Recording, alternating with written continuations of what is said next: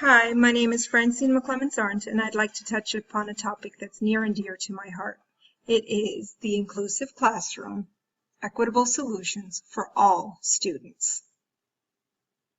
And this is for Cal Baptist University Online Professional Studies. Research shows the U.S. is performing far below many countries on PIRLS and TIMSS. Perhaps students in underrepresented categories contribute to this ranking.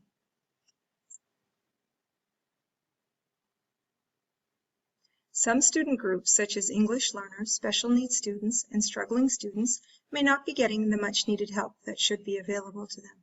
Are they underrepresented when it comes to equity in education?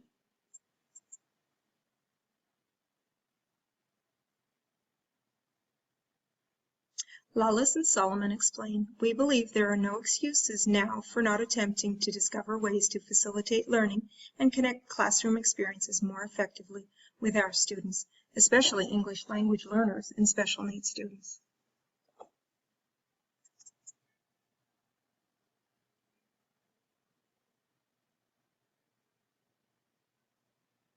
Stewart explains the success of these efforts in closing the achievement gaps among groups in creating an education system and society that is open to talent from wherever it comes has created the belief in the general population that education is the route to advancement and that hard work pays off for students of all ethnic backgrounds and all ranges of ability. How can we prepare all our students for the global economy of the future?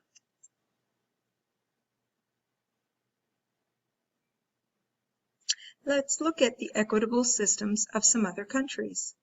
China, shifting their educational approach. Stewart explains countries like China are focused on shifting from quantity to quality in their education systems. Singapore, high level of support for all students at a very young age. Stewart elaborates, all students have a strong early foundation in the core subjects of math, science, and literacy in 2 languages, which sets them in good stead for whichever education and career path they choose. Let's look at the equitable solutions in the U.S. The inclusive classroom model came about with the 1990 version of Public Law 94-142 in support of the fact that all students, regardless of an individual's disability, should not be segregated into separate classrooms. Let's look at equitable solutions in the U.S. Many proponents of this ideology felt it would end labeling without ending necessary services and supports for individuals with special needs. Knoll eloquently states, "The primary justification for inclusion has traditionally resided in the belief that disabled children have a right to and can benefit from inclusion in a regular educational environment whenever possible." The inclusive classroom pros. Social justice is honored with the inclusive classroom model. Beneficial for all students, not just students with special needs. The inclusive classroom serves to take differences in culture, religion, ethnic backgrounds, and academic ability into consideration.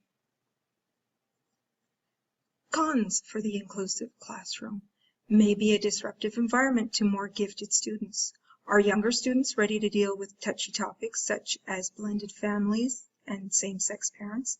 Teachers may become too overwhelmed when having to deal with such a diverse group of students without any support. Regardless, we owe it to our students to give inclusion a try.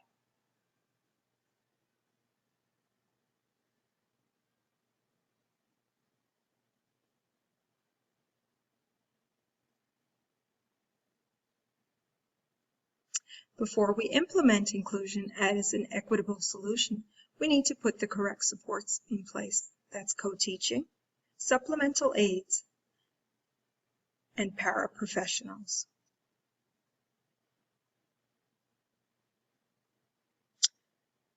So let's make a difference in our students' lives and in their future.